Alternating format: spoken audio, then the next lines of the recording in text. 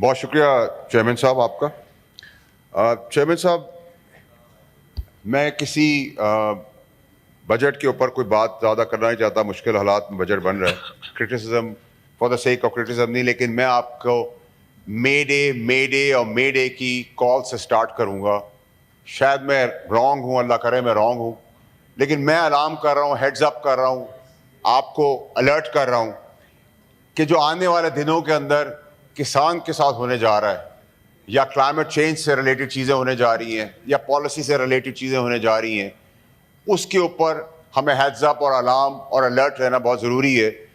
کیونکہ ہم نے تباہی کی ہے گندم میں پہلے بھی، اور گندم نے ہم نے پورے پاکستان میں اس بار بھی تباہی کی ہے، نقصان کیا ہے، کیڑے پڑ گئے ہیں.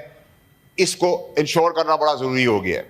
نمبر 2 سر، یہ کہ جو امپورٹ پالیسی ہے، جس پہ میں نے فائنانس کمیٹی پہ بھی کوشش کی کہ سمجھا سکوں کہ امپورٹ پالیسی کو اتنی احتیاط سے بنائیں کہ ڈالر کا امپیکٹ اس کے اندر ہے. مجھے خدشہ یہ ہے کہ ڈالر جس سے مہنگائی بڑھ جائے گی، قرضے بڑھ جائیں گے، اور مزید مشکلات ہیں، جس کو اداروں نے 2 سال بڑی زبردست طریقے سے روکی رکھا.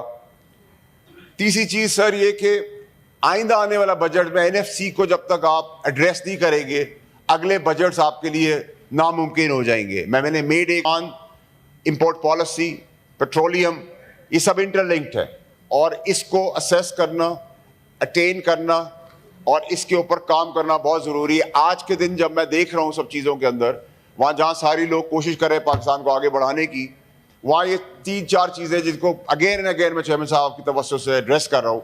اگین میرا ہے کہ فارمرز، کسان کی پالیسی کلائمیٹ چینج کو مد نظر رکھتے ہوئے، اور ان کی مزید آنے والی مشکلات جو میں دیکھ رہا ہوں، شاید میں غلط ہوں، اور جو گندم کے ساتھ کھلواڑ ہو رہا ہے، فوڈ سیکیورٹی کا ایک پاکستان کے اندر مسئلہ مجھے نظر آ رہا ہے آگے.